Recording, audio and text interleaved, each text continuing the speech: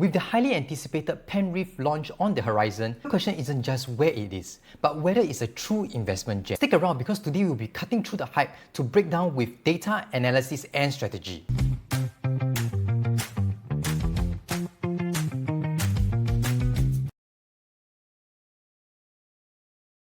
Hi everyone, I'm Shaun Tham here, a real estate consultant in Singapore. On this channel, I deep dive into property investments with an analytical lens so you can make smarter, logical decisions. So if you like such content, don't forget to hit the subscribe button, turn on the notification bell for more expert breakdowns. So today we're going to deep dive into Penrith, an upcoming launch that's got a lot of buzz in the market. So we'll start with the project facts, then cover more on the location, and also the unit mix. We will then go in depth with my new launch Ascend framework, which I use to assess new launches based on 7 key factors.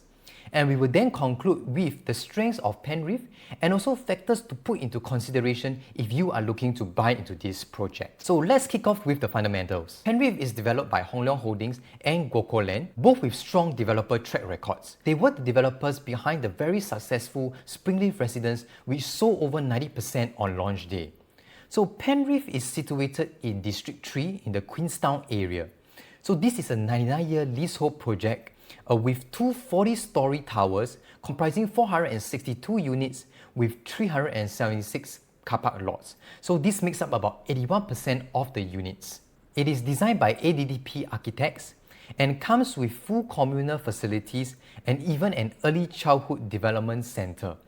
And the estimated TOP date is 1st April 2029. A key point to note here is that Penrith is the first post-GFA harmonized project in this area. So what does that mean for you is that you'll get more efficient layouts where you're not paying for wasted spaces like aircon ledges. So now we'll go on to the location analysis. So this is where the actual project site is. It is located at 70 and 72 Margaret Drive, in the middle of Queenstown Primary School as well as the Skyview HDB cluster. One of Penrith's biggest draw is the connectivity. So we are talking about a 5-minute walk to Queenstown MRT and only a 10 to 15-minute drive to Orchard and the CBD areas. So around the project itself is also a range of retail and F&B options such as Dawson Place, Alexandra Central, IKEA and hawker centers like Margaret Drive Market and Mei Ling. So for this project, lifestyle convenience is already built in. And now we talk about education. For families with young children, it sits within 1 kilometer of Queenstown Primary and Queenstown Secondary, and also close to international schools like ACS International and Melbourne International School. So if you are an investor looking to purchase a unit for rental, this could be a good consideration as well. So now let us take a look at the unit mix itself. For the unit types, Penrith comes with 2 to 4 bedder unit types. So in terms of unit configuration, Penrith offers 2 bedrooms ranging from 614 square feet to 678 square feet. And 3 bedroom units range from 786 square feet to 1066 square feet. 4 bedroom units range from 1173 square feet all the way to 1281 square feet. One thing we'll notice about this project is that it does not include 1 bedroom units, which is quite interesting. So the developers are also incorporating popular compact 3-bedroom layouts while also offering slightly larger ones at 1066 square feet. So potentially similar to the one at Springleaf Residence. The compact 4-bedroom unit at 1173 square feet is also anticipated to be quite popular. The unit mix here is very telling. So we can see that 67% of the units are 3-bedders and above. So which means that the developer is likely targeting families and own stayers who want larger living spaces. And so the 2-bedders, they make up 33% of the entire unit mix. So these are likely aimed at smaller families or also investors that are looking for rental yield. This balance between family-sized units as well as investment-friendly units provides liquidity in both the owner-occupier and rental markets as well. Now for the next segment, we will run through Penrith using my new launch Ascend framework, the 7 factors that I use to analyze new launches. So these are the 7 key factors which we will deep dive as we progress along today's video. For the first factor, we look at audience, which is mainly referring to the exit audience. So Queenstown is renowned as a very mature and highly sought after estate. So particularly it is valued for its excellent connectivity as well as the local conveniences in the area. But this established appeal is evident in the high number of million-dollar HDB, especially in the Dawson area. So this signifies a strong pool of upgraders with substantial capital ready when they are looking to upgrade. Penrith also benefits from this existing robust demand from HDB upgraders, so forming a strong base for future buyers. If we take a look at the map itself, we can see that there are also upcoming BTOs that are under construction in the area, which will also add on to this exit audience pool. Beyond HDB upgraders, there's also a significant segment of what I call condo upgraders. Basically, they are condo upgraders from further away districts looking for a more centralized location.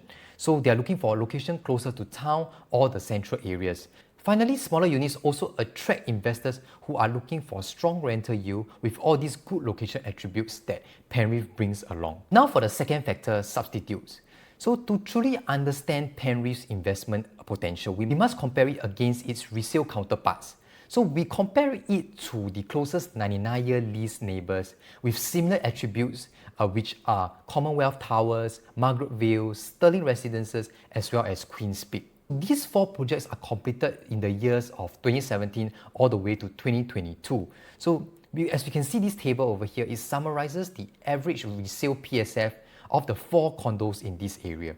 So just a side note that while some projects like Commonwealth Towers and Queen's Peak are nearer to the MRT, we can see that Sterling Residences, despite being slightly further away from the MRT, was one of the best performer in terms of price growth and transaction volume. So to gauge Penrith's investment potential, we must look at the price gap between Penrith and the existing resale condos in the area. We must also account for the harmonization effect for the new launch efficiency. And also for a fair comparison, we will also deploy what I call the lease reset framework, where we will reset the current PSF of the four resale condos to a full 99-year lease. So we can see from this table that the range of the four projects go from $2,500 to $2,800 per square foot after a lease reset and also accounting for the harmonization effect.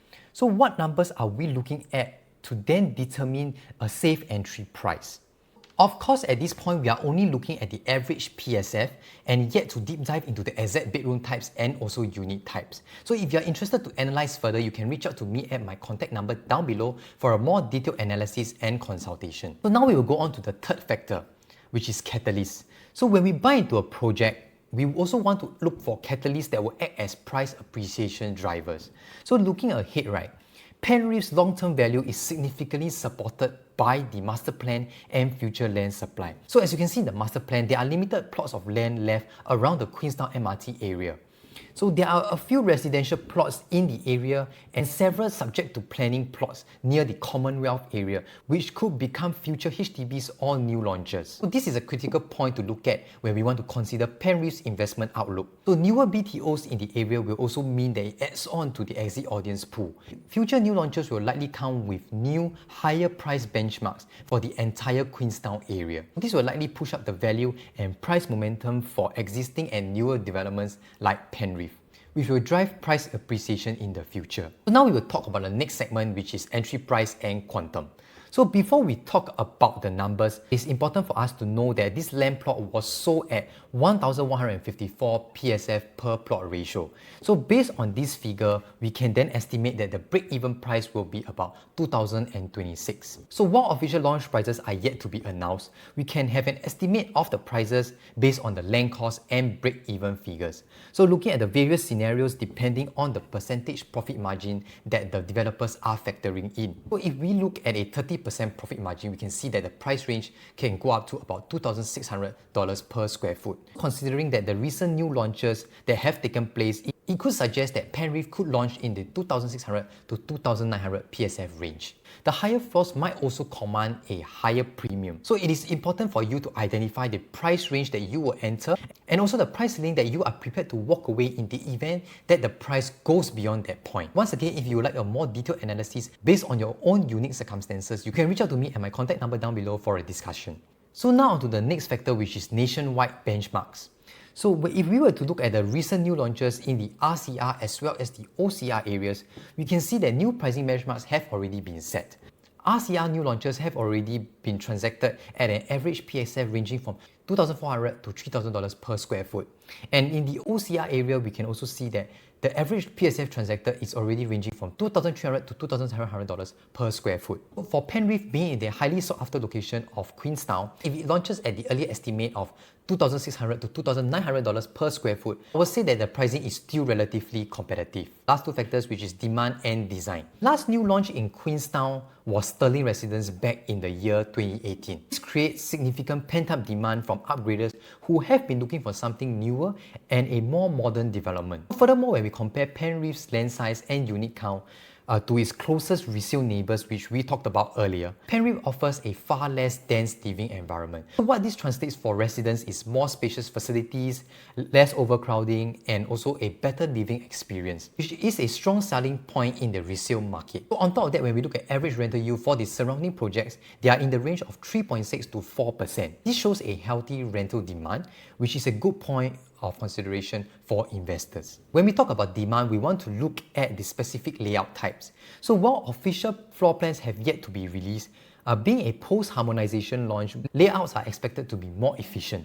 And the removal of AC ledgers post-harmonization also improves efficiency as well as usability. So if we take that point into consideration and compare it to the surrounding resale projects, there could be some unique layouts that might cater to a smaller group of buyers in the resale market. If we look at Sterling Residences, we can see that the layouts are relatively good and efficient, which is also one of the reasons why Sterling Residences has a strong resale demand.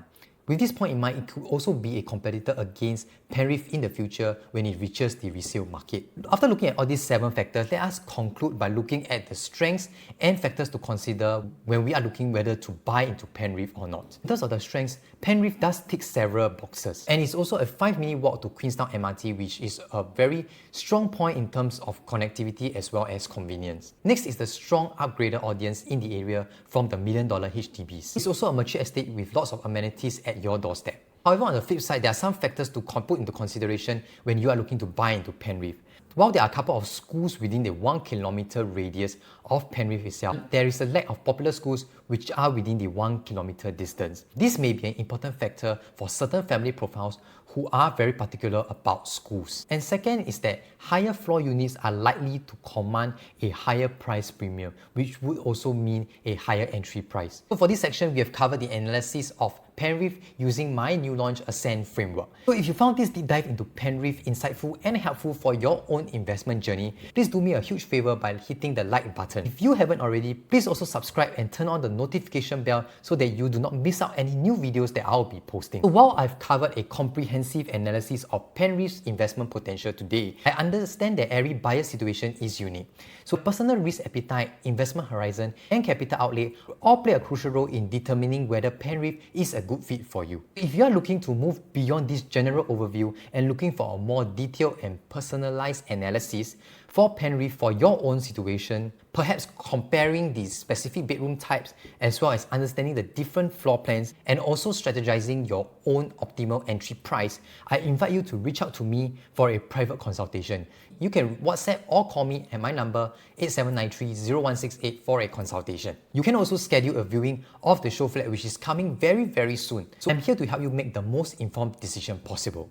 So to sum up this video, while Queenstown is a mature estate, Penrith offers a compelling blend of low density, strategic location with a healthy unit mix, robust exit audience potential driven by HDB upgraders. Coupled with the scarcity of new launches in the area, I believe that Penrith is poised to be a significant player in the Queenstown resale market by the time it hits the resale market in 2029. This project Penrith definitely warrants serious consideration from any discerning investor. Thank you for tuning in and staying with me to the end of this in-depth analysis. Wishing you all the best in your investment journey, and I'll see you in the next video.